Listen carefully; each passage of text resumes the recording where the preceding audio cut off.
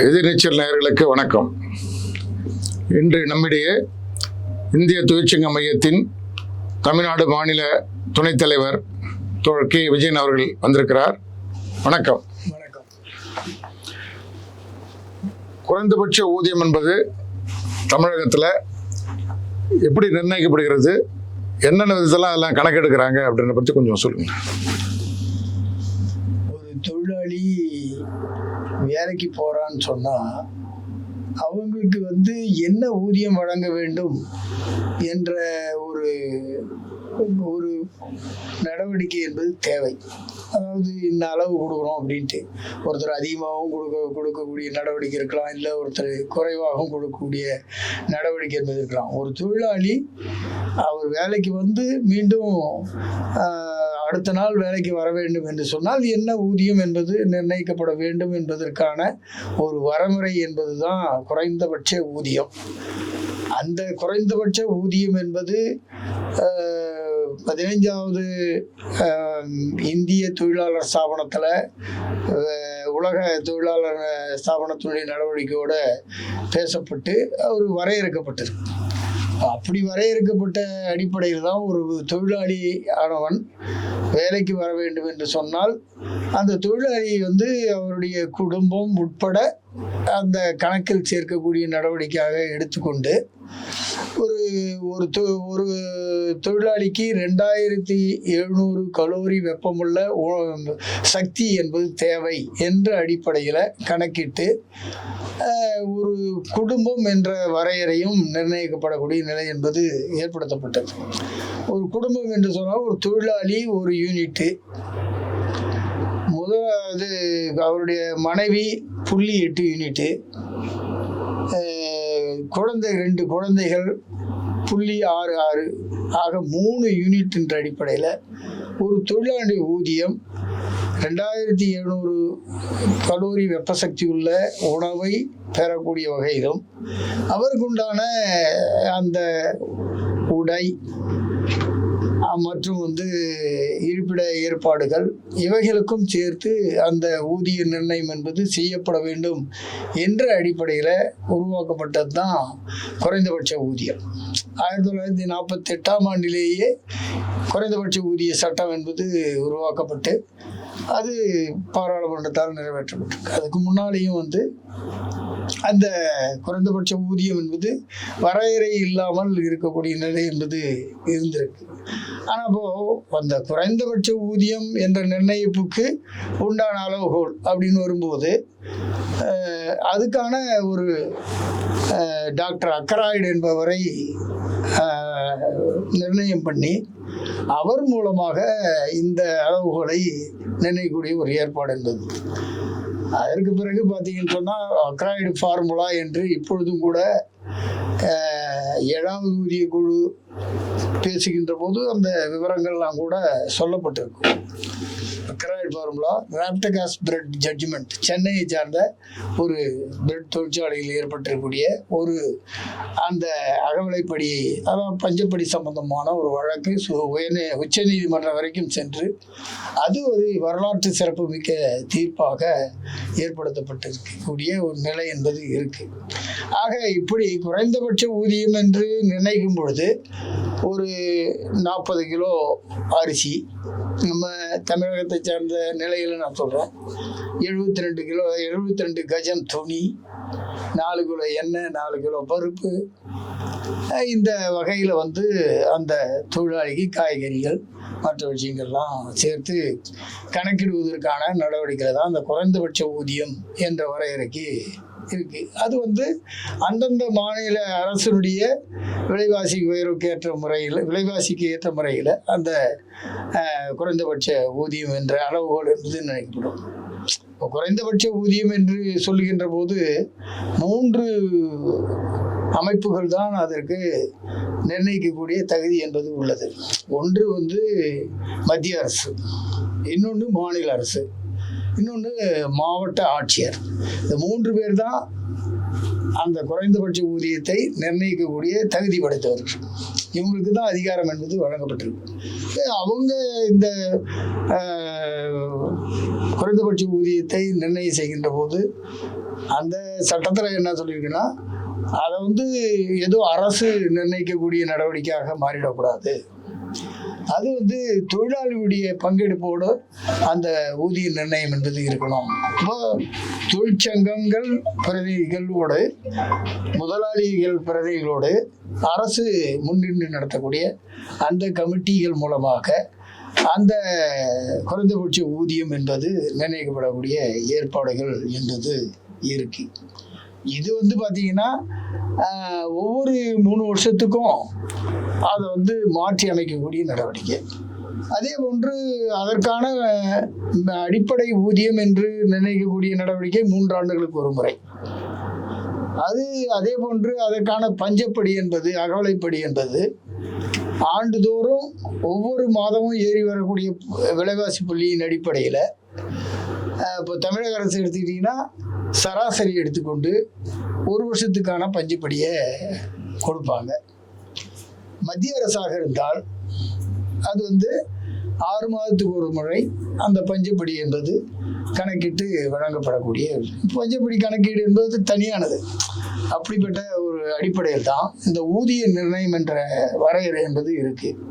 இதில் வந்து பார்த்தீங்கன்னா அட்டவணை தொழில்கள் என்று வரையறுக்கப்பட்டிருக்கு.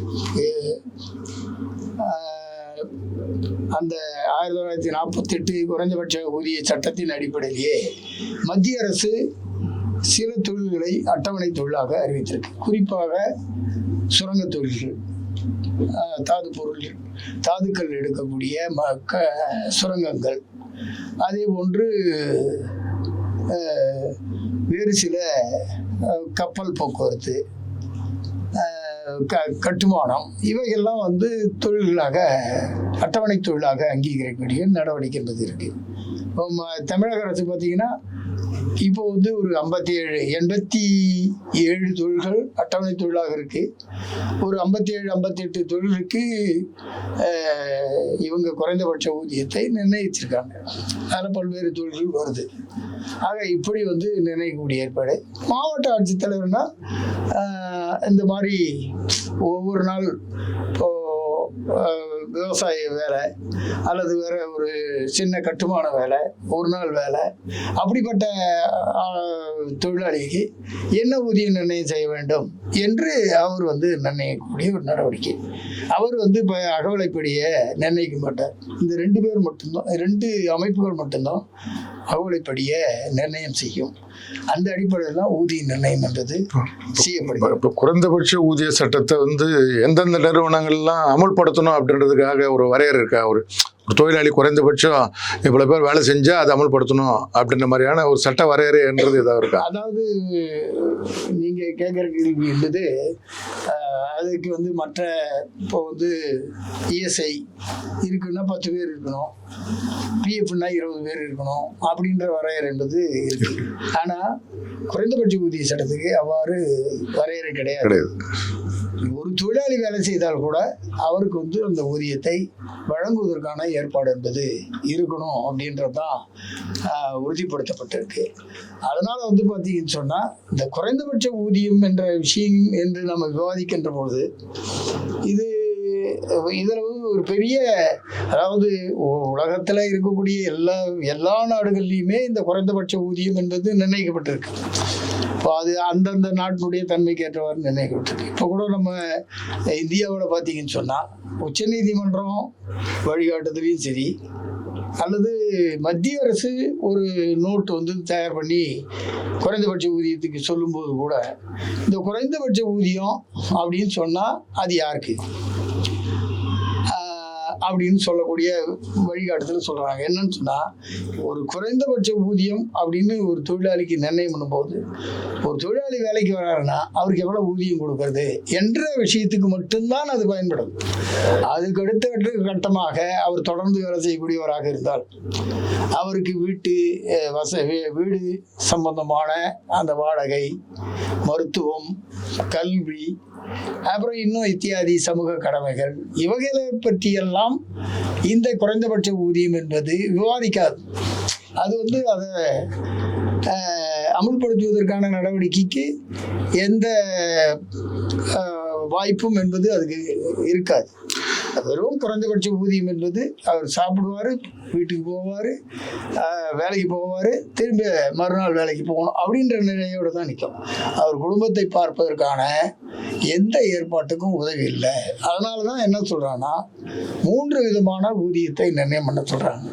முதல்ல மினிமம் வேஜ் அப்படின்னா அவர் வந்து அந்த வேலை செய்வதற்கான ஊதியம் மட்டும் வழங்கப்படக்கூடிய நிலை, அது மினிமம் வேஜ்.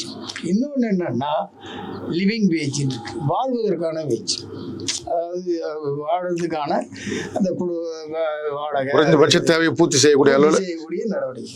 இன்னொன்று ஃபேர் வேஜ்னு ஒன்று இருக்கு. ஃபேர் வேஜ்னா இது கொஞ்சம் இதை விட பெட்டர் வேஜ் அப்படின்ற அடிப்படையில் வழங்கக்கூடிய ஒரு நிலை என்பது. இப்போ உதாரணத்துக்கு எடுத்துக்கிட்டிங்கன்னா பல தொழிற்சாலைகளில் மினிமம் வேஜ் அப்படின்னு சொன்னால் மினிமம் வேஜஸுக்கு மேலே மத்திய அரசினுடைய நிறுவனங்கள் கூட இதை அமல்படுத்தக்கூடிய ஃபேர் வேஜ் கொடுக்கக்கூடிய ஏற்பாடு என்பது இருக்குது. அதாவது இப்போ கூட காமராஜர் துறைமுகம் சென்னையில் இருக்குதுன்னு சொன்னால் மினிமம் வேஜ் கொடுக்குறாங்க. மத்திய அரசுடைய மினிமம் வேஜ் உடன் 48% அலவன்ஸ் கொடுக்குறாங்க. மினிமம் வேஜோட சேர்த்து 47, அது ஃபேர் வேஜ்.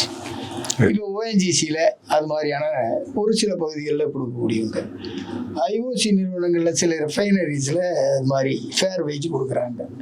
மினிமம் வேஜிலேயே இப்படிப்பட்ட ஒரு நடவடிக்கையும் இருக்கு. ஏன்னா அந்த தொழிலாளியுடைய அனுபவம் வாய்ந்த பணி என்பது அந்த தொழிற்சாலைக்கு தேவைப்படக்கூடிய காரணத்தினால அவங்களுடைய கொள்கை என்னன்னா ஒப்பந்த தொழிலாளியாகவே வைத்துக் கொள்ள வேண்டும் என்ற நிலையில் இருக்கும்போது அந்த தொழிலாளிக்கு ஏதாவது ஒரு வகையில் உதவி செய்ய வேண்டும் என்ற வெறும் மினிமம் வேஜஸ் கொடுத்துருந்தா நீடிக்க மாட்டார். அதனால் ஒரு ஃபேர் வேஜ் கொடுக்கக்கூடிய விஷயம் என்பது. இப்போ அணுமின் நிலையம் கல்பாக்கத்தில் பார்த்தீங்கன்னு சொன்னால் அவங்க வந்து அவர்களாகவே நிர்ணயம் பண்ணியிருக்காங்க. 500 ரூபா மினிமம் வேஜ் என்று சொன்னால், நான் சொல்கிறது 2018 அதுக்கு கூட வந்து 20% அலவன்ஸ் கொடுக்குறாங்க. இப்படி சில இடங்களில் கொடுக்குறாங்க. இப்போ இந்த மினிமம் வேஜஸ் கொடுக்குறது கூட பார்த்தீங்கன்னா வேரியஸ் பகுதிகளாக பிரிக்கிறாங்க. இப்போ என்ன மெட்ரோபாலிட்டன் சிட்டி, இப்போ சென்னை மெட்ரோபாலிட்டன் சிட்டின்னு சொன்னால் அது ஏ ஜோன் என்ற வகையில் இருக்கும். ஏன்னா இங்கே இருக்கக்கூடிய காஸ்ட் ஆஃப் லிவிங் மற்ற விஷயங்கள், அதாவது விலைவாசி என்பது கடுமையாக உயர்ந்து இருக்கக்கூடிய நிலையில் இங்கே வந்து ஏ ஜோன் என்ற வகையில் வரக்கூடிய விஷயம்.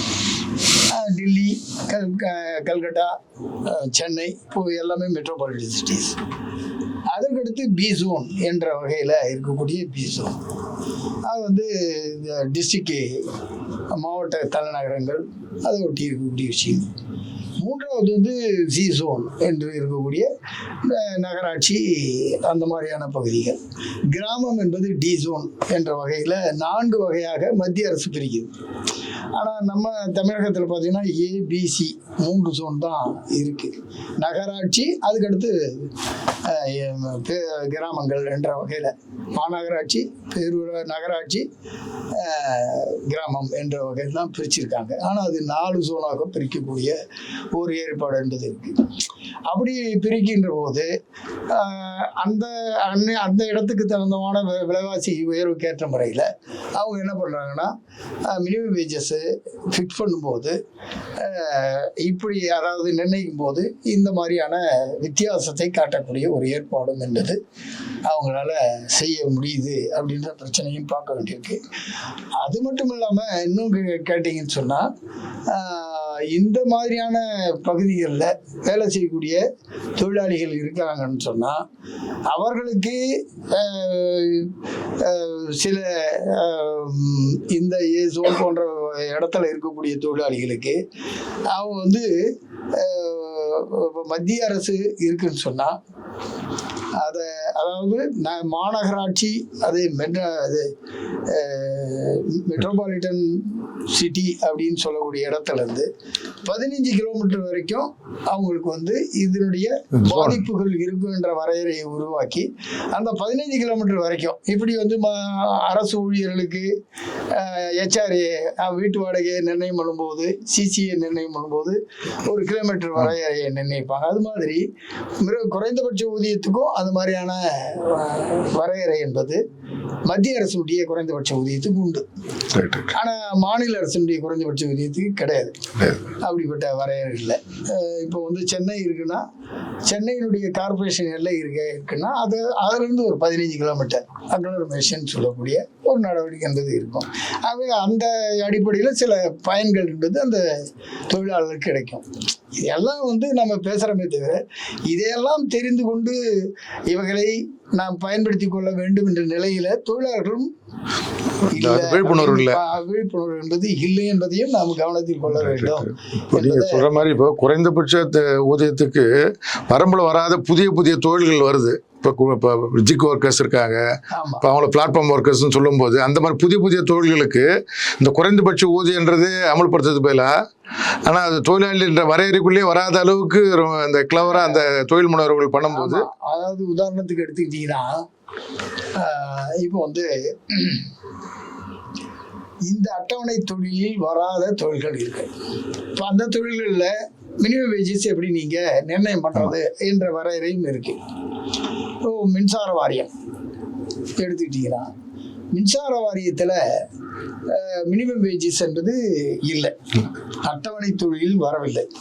அப்படின்னா அவங்களுக்கு என்ன வேஜை நிர்ணயம் பண்ணுறது அப்படின்னு சொல்லி, இப்போ ஏர்போர்ட் இருக்கு, ஏர்போர்ட்டில் இருக்கிற தொழிலாளிகளுக்கு என்ன மினிமம் வேஜஸ் நிர்ணயம் பண்ணுறது, அது அட்டவணை தொழிலில் வரவில்லை.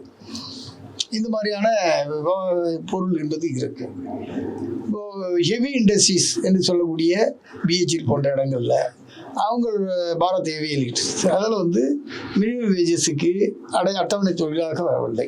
இப்போ அப்படி அந்த மாதிரி இடங்கள்ல ஏற்கனவே என்னன்னா என்ன நடைமுறையை பின்பற்ற வேண்டும் என்று வழிகாட்டுதல் சொல்லப்பட்டிருக்குன்னா, அங்கே வந்து ஒரு பேச்சுவார்த்தை நடத்தி அதன் மூலமாக ஊதிய உயர்வை நிர்ணயம் செய்யக்கூடிய ஒரு ஏற்பாடு என்பது இருக்கு. அது வந்து அதாவது அவங்க இருக்கக்கூடிய தொழிற்சங்கத்தின் மூலமாக ஒரு சம்பள அளவுகோலை நிர்ணயம் செய்து, அந்த சம்பள அளவுகோலில் குறைந்தபட்ச சம்பள அளவுகோல் என்று எடுத்துக்கிட்டு, அந்த சம்பள அளவுகோலுடைய அடிப்படையில் அந்த சம்பளத்தை 30ஆல் வகுத்து ஒரு நாள் ஊதியமாக வழங்க வேண்டும் என்று, அதுதான் மினிமம் வேஜ். ஆனால் நம்ம மாநில அரசும் சரி, மின்சார வாரியம் சரி, மத்திய அரசும் சரி, அவங்க என்ன செய்கிறாங்கன்னா ஏதோ ஒரு மினிமம் வேஜஸை அமல்படுத்துவது என்ற நிலை எடுக்கிறாங்க. உதாரணத்துக்கு எடுத்துக்கிட்டிங்கன்னா, airport, oil companies, Indian oil, Hindustan petroleum, இந்த மாதிரி இடங்கள்ல கன்ஸ்ட்ரக்ஷன் ஒர்க்கருக்கான மினிமம் வேஜஸை, அதான் ஹையஸ்ட், அதை கொடுப்பதற்கு ஏற்பாடு பண்ணுறாங்க. ஆனால் அட்டவணை தொழிலில் வரல. அப்போ அட்டவணை தொழிலில் வராத அந்த தொழில்களுக்கு அவங்க என்ன பண்ணுறாங்கன்னா, கன்ஸ்ட்ரக்ஷன் ஒர்க்கருக்கான மினிமம் வேஜஸ் கொடுப்பதற்கு ஏற்பாடு செய்கிறாங்க. இது எப்படி சரியாக இருக்கும்? ஒன்று, அந்த தொழிலில் அட்டவணை தொழில் இல்லாத போது அங்கே இருக்கக்கூடிய தொழிலாளியுடைய லீஸ்ட் சம்பளத்தை எடுத்துக்கொண்டு அதை 30ஆல் வகுத்து ஒரு நாள் ஊதியம், அனைத்து சலுகைகளையும் உட்பட. இப்போ நாங்கள் கூட மின்சார வாரியத்தில் ஒரு சம வேலைக்கு சம ஊதியம் வழக்கு போட்டோம். அப்படி வழக்கு போடும்போது அவங்க ஒப்பந்த தொழிலாளியாக இருக்கக்கூடிய காலத்தில் அவங்க வந்து ஒப்பந்த தொழிலாளர் தடை செய்யப்பட்ட பகுதியில் வேலை செய்கிறாங்க. அந்த இடத்துல வேலை செய்கிற தொழிலாளிக்கு என்ன ஊதியத்தை நிர்ணயம் செய்வது? நீதிமன்றம் தலையிட்டு சொல்லுது. அங்கே வேலை செய்யக்கூடிய தொழிலாளி ஹெல்ப்பர் கள உதவியாளனுடைய சம்பளத்தை 30ஆல் வகுத்து ஒரு நாள் ஊதியம் வழங்க வேண்டும் என்று வரலாற்று சிறப்புமிக்க தீர்ப்பு 98 அமலாயிடுச்சு தமிழ்நாட்டில். அப்போ இதுதான் நடைமுறையாக இருக்கு. ஆனால் எந்த அரசு, மாநில அரசாகட்டும் மத்திய அரசாகட்டும், இவைகள் தான் இந்த ஒரு மாதிரி மாடல் எம்ப்ளாயர் இருக்க வேண்டிய நிர்வாகமாக முதலாளியாக இருக்க வேண்டும் என்று அனைத்து தரப்பாலும் சொல்லப்படக்கூடிய அவர்கள், அந்த அதிகாரிகள், குறிப்பாக அதிகாரிகளுடைய நடவடிக்கையாகத்தான் நான் இதை பார்க்குறேன். அவங்க என்ன செய்கிறாங்கன்னா, இது வர்ற தொழிலாளிக்கு இன்னும் ஊதியம் நிர்ணயிக்க வேண்டும் என்பதை அவர் தான் முடிவு பண்ணுறாரு. அவர் என்னன்னா தனது சம்பளத்தை மட்டும் பார்த்து கொண்டு வரக்கூடிய அந்த தொழிலாளிக்கு உரிய ஊதியத்தை வழங்குவதற்கு என்ன செய்கிறாருன்னா, இந்த மாதிரி கன்ஸ்ட்ரக்ஷன் தொழிலாளிக்கான ஊதியத்தை வழங்குறாரு. இன்னும் கூட கேட்டிங்கன்னா, மத்திய அரசில் ஒரு அதாவது மினிமம் வேஜஸ் நோட்டிஃபிகேஷன்லேயே ஒரு கிளாஸ் என்பது சேர்க்கப்பட்டிருக்கு. என்ன கிளாஸ்னா, மாநில அரசினுடைய அதாவது மத்திய அரசுடைய குறைந்தபட்ச ஊதியம், அதாவது அந்த தொழிலுக்கான எந்த தொழிலுக்கு என்று அந்த ஊதியம் என்பது வழங்கப்படுகிறதோ அந்த தொழிலுக்கான குறைந்தபட்ச ஊதியம் மாநில அரசினுடைய குறைந்தபட்ச ஊதியம் அதிகமாக இருக்கும் பட்சத்தில் அதை வழங்க வேண்டும் என்று சொல்லப்பட்டிருக்கு. எல்லா மத்திய அரசு நிறுவனங்களும் அவங்களுடைய அந்த ஒப்பந்த புள்ளி டெண்டர்னு சொல்லுவாங்கல்ல, அதில் போடும்போது இந்த கிளாஸை எடுத்து போடுறாங்க. ஆனால் எங்கேயும் அமல்படுத்துறதில்லை. இதுவும் இருக்கு. இப்போ இப்படிப்பட்ட நடைமுறைகள், இப்போ இது வந்து மாநில அரசு ஊதியம் என்பது அதிகமாக இருந்தால் மாநில அரசுடைய ஊதியம் கொடுக்கலாம், மத்திய அரசு ஊதியம் அதிகமாக இருந்ததுன்னா அதை கொடுக்கலாம் என்ற வரையறையை குறைந்தபட்சம் இவர்கள் பின்பற்றலாம்.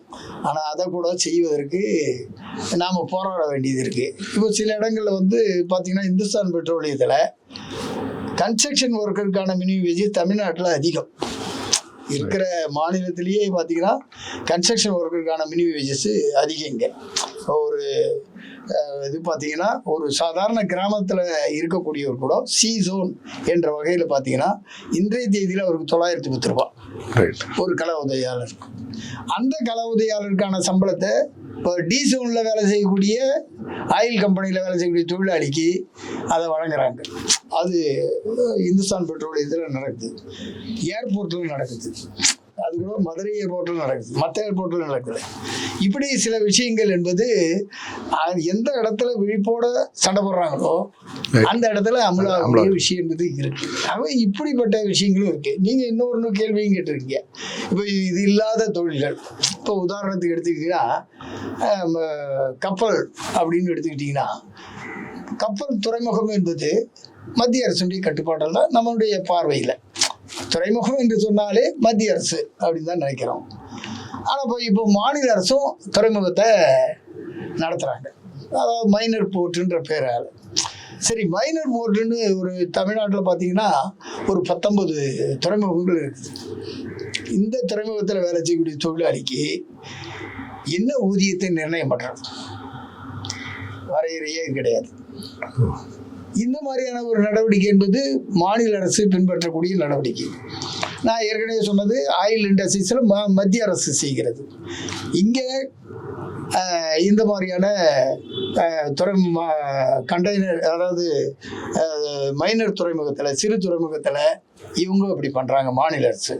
இன்னும் கேட்டிங்கன்னா கண்டெய்னர் யார்டு அப்படின்னு சொல்கிறோம். இப்போ கப்பலுக்கு ஏற்றுமதி செய்வதற்கு இங்கேயே எல்லாம் கஸ்டம்ஸ்லாம் ரெடி பண்ணி சுங்க சோதனையெல்லாம் முடித்து நேராக கப்பல் ஏற்றக்கூடிய கண்டெய்னர், அந்த சிறு இது பெட்டகம் என்று சொல்லக்கூடிய அந்த சிறு பெட்டகம், அந்த இதில் வேலை செய்யக்கூடிய தொழிலாளர்கள் எந்த சட்டத்தில் வராங்கன்னா சாதாரண கடைகள் மற்றும் வணிக சட்டத்தில் வராங்க. தமிழ்நாட்டில் முதலாளிகள் அவ்வளோ கெடுபிடியாக இருக்கிறாங்க.